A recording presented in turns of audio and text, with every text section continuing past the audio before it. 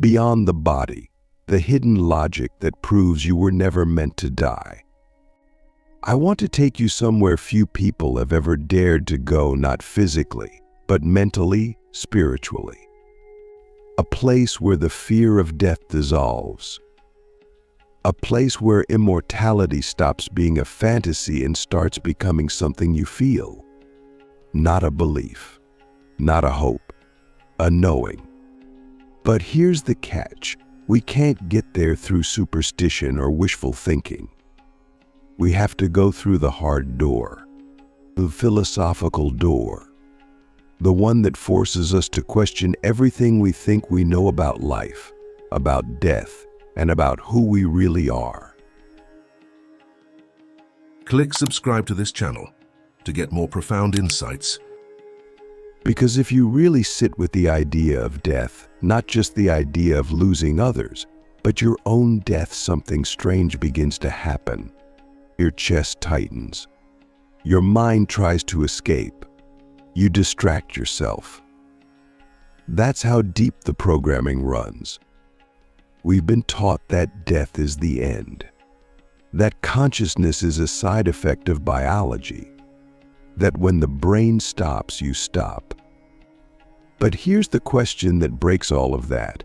If you are just a body, why are you aware of the body? Who is the one observing it? That's where it begins, the unraveling. Because the moment you realize you are not the body, you are the awareness of it, you've already stepped into something eternal. And that awareness, it doesn't age. It doesn't decay.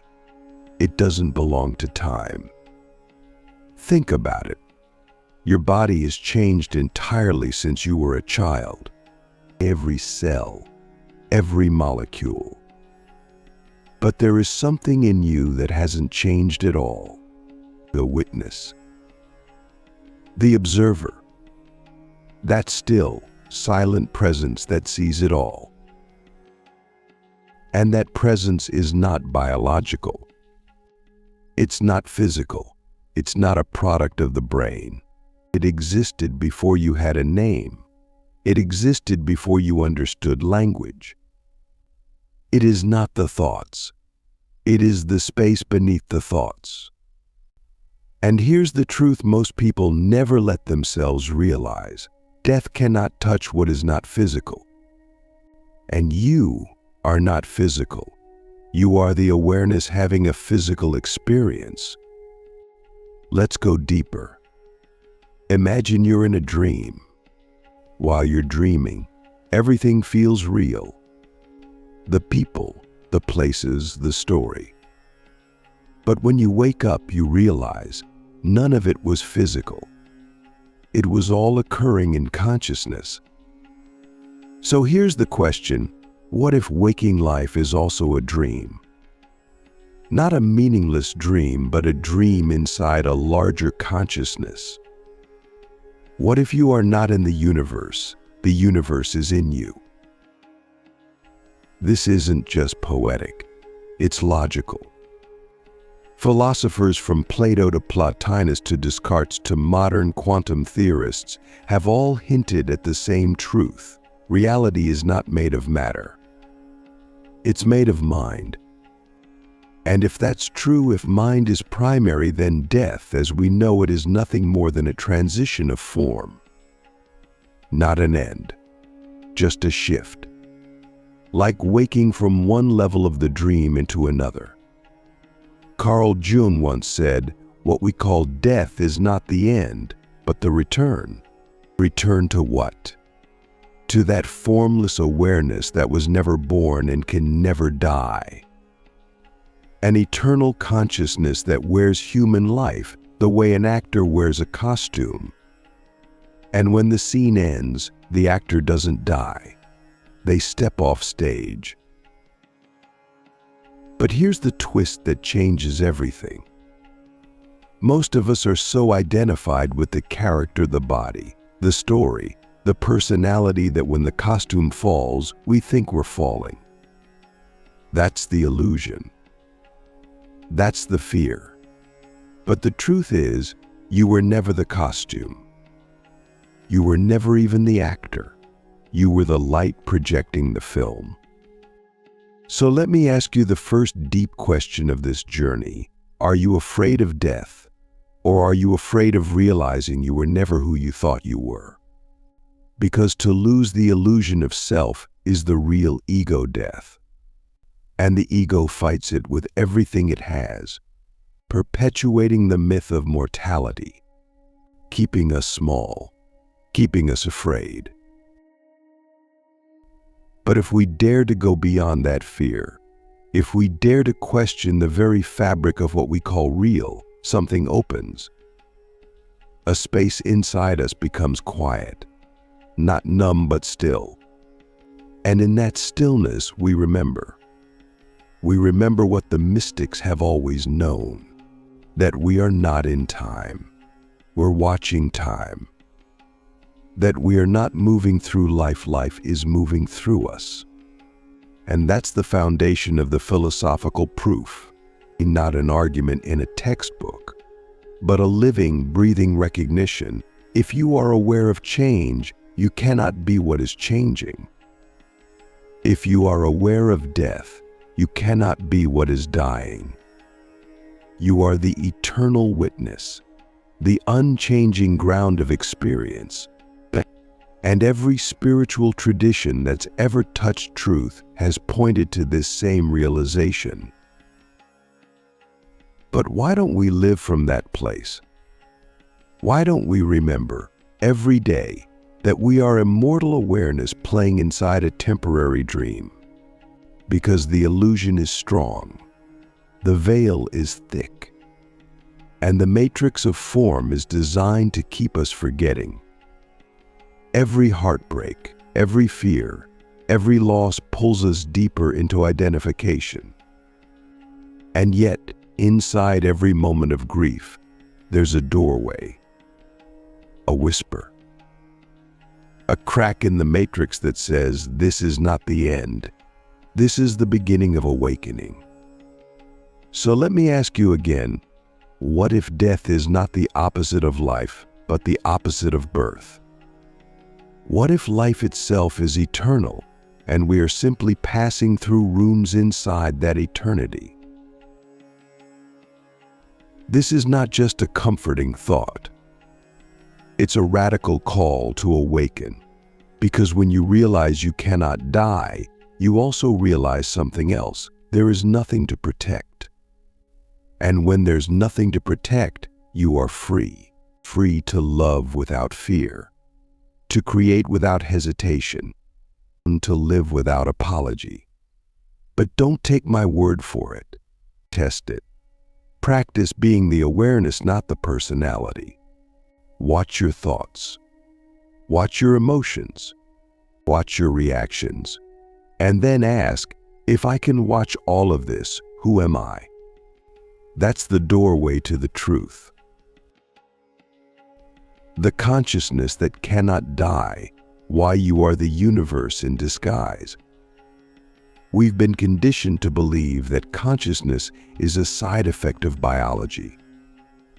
That somewhere in the folds of the brain, in the chemistry of neurons and electrical impulses, awareness magically emerges.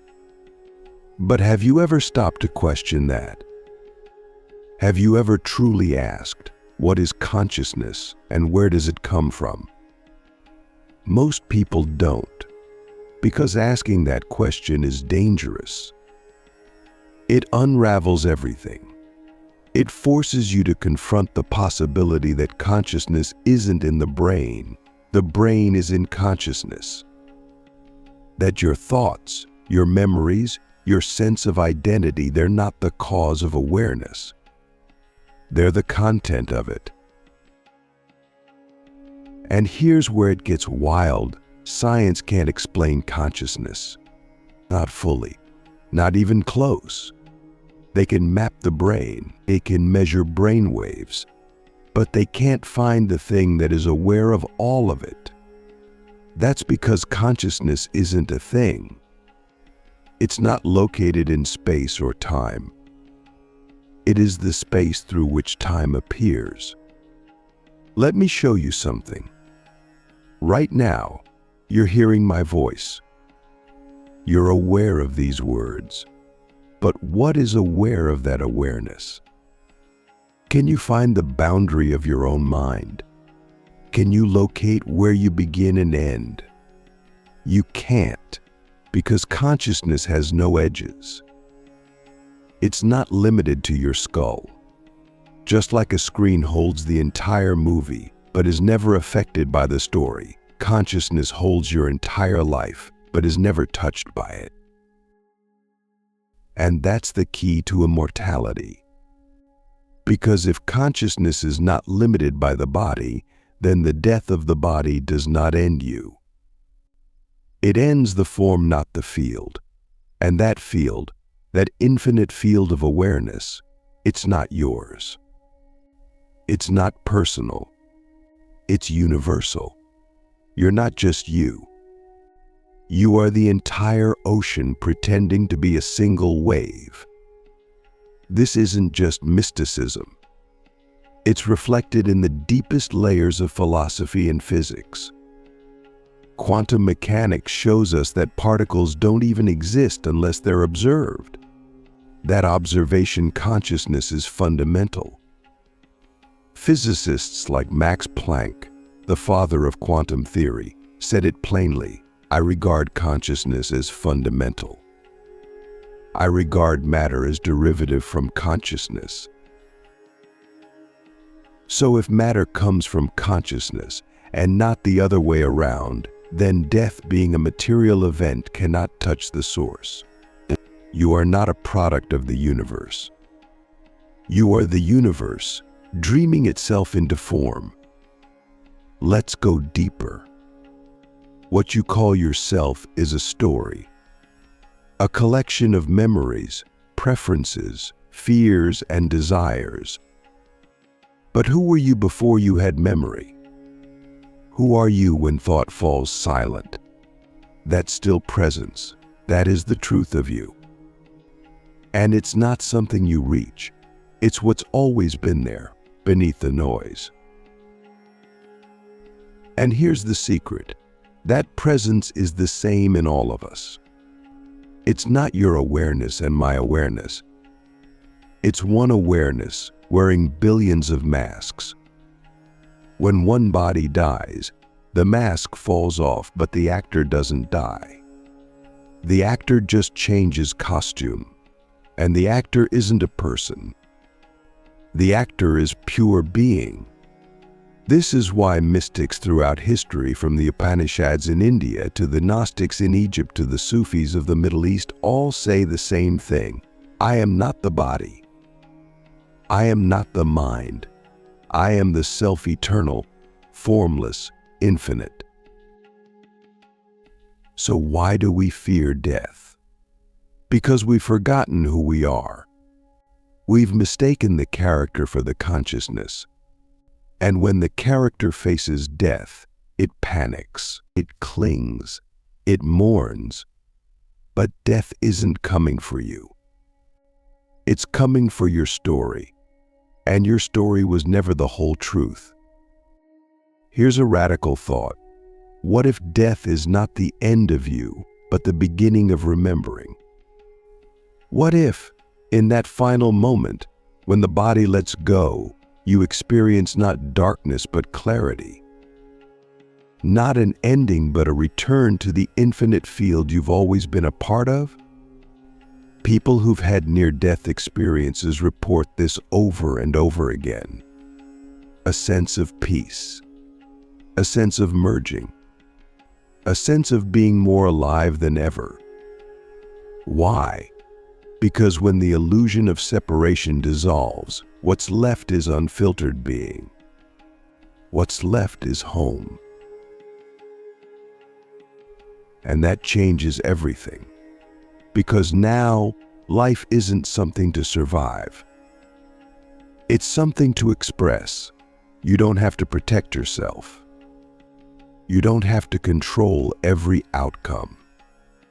You don't have to live in fear, because the one who's afraid is not the real you. The real you is watching the fear, and what watches cannot die. So here's the practice. Every day, remind yourself, I am the awareness behind this moment. Not the thoughts, not the emotion, not the body, just the pure, silent observer. And as you practice this, something begins to shift. The fear of death loosens its grip. The ego softens. The mind quiets. And you begin to feel, not think, that you are part of something vast, something timeless, something divine. And from that place, you begin to live differently. You love more freely. You create more boldly. You stop waiting for permission, because you realize this life isn't a test. It's a play, and you are both the actor and the stage. But here's the twist. If you are eternal consciousness, then so is everyone else. Every person you've ever loved, every person you've ever lost. They're not gone. They've simply changed form. They've returned to the field. And that means you will meet again, not as forms, but as frequencies. Not as identities, but as awareness dancing in new patterns. So when you grieve, grieve as the character. But know in the depths of your being that nothing real can ever be lost. Consciousness cannot be destroyed. It can only change shape. And love? Love is the language of the field. It transcends form. It echoes across lifetimes. This is not a belief. This is not religion. This is the deepest logic, but the purest philosophy. The truth that remains when all illusions fall away. The final door, why facing death is the key to infinite life. There is a strange paradox that lies quietly at the heart of all spiritual awakening. We spend our entire lives running from the very thing that sets us free. And that thing is death. Not just physical death, but the death of the ego, the death of illusion, the death of everything false inside us. We avoid it, deny it, distract ourselves from it. But what if I told you that facing death, really facing it, is the doorway to your true life? It sounds insane at first. How could staring into the void give us more life? Because death, as we've been taught to fear it, is not real. Not in the way we think. What we call death is just the falling away of form. But what you truly are was never formed to begin with. And here's the hidden truth. Only the false self can die. The true self is deathless. When you begin to see that, something inside you shatters. Not in a painful way, but in a liberating way. You stop identifying with the body, the name, the story. You stop trying to control the narrative. You stop playing defense against time. And in that moment, you don't become less human, you become more. Because you've returned to what is essential, to what is eternal. Look around. Almost everything people do is motivated by the fear of death. We chase success, legacy, validation, because we think we're running out of time. We try to capture fleeting moments, control outcomes, preserve youth, build monuments to our name, all because we've forgotten that the you behind the name can never die. But when you remember that, your entire context shifts, and time softens. Urgency becomes presence, control becomes surrender, and suddenly you're no longer trying to survive life, you're participating in it, fully, consciously. fearlessly. This is why the ancient sages, monks, and mystics practiced meditating on death. They didn't do it to suffer. They did it to wake up. Because when you sit with the image of your own death, not in fear, but in awareness, you begin to see what's not you. All your attachments, your roles, your fears, they start to dissolve. And what's left is presence, pure awareness, the real you.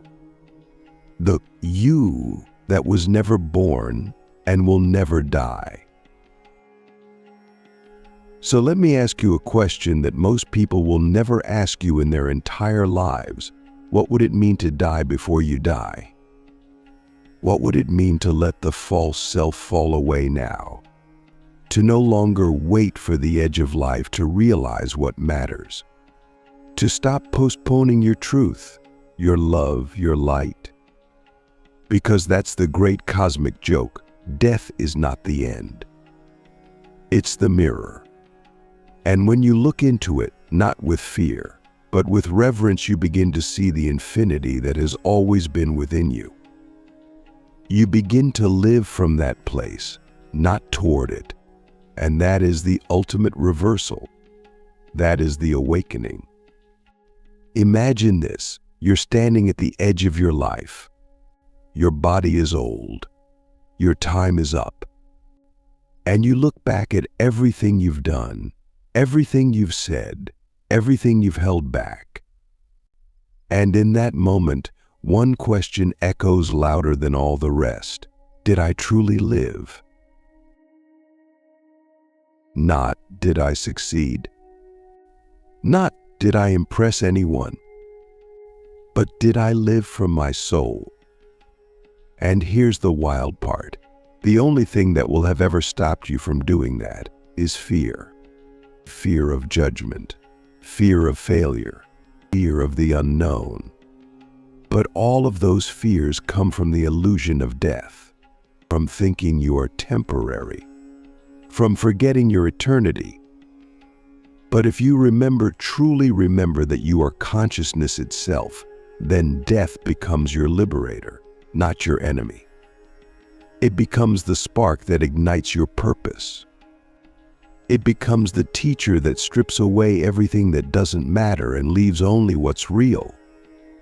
That's why the mystics weren't afraid. That's why the saints could face suffering with eyes full of love. That's why the awakened ones could walk into the fire of their lives without flinching. Because they weren't walking toward death. They were walking through illusion into light.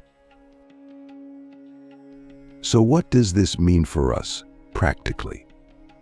It means we stop waiting. We stop waiting to tell people we love them. We stop waiting to write the book. We stop waiting to speak the truth. We stop waiting to be who we already are. Because every moment wasted in fear is a moment stolen from the soul. And the soul was not made to live in fear. It was made to sing. So yes, death will come. The body will fade. The story will end.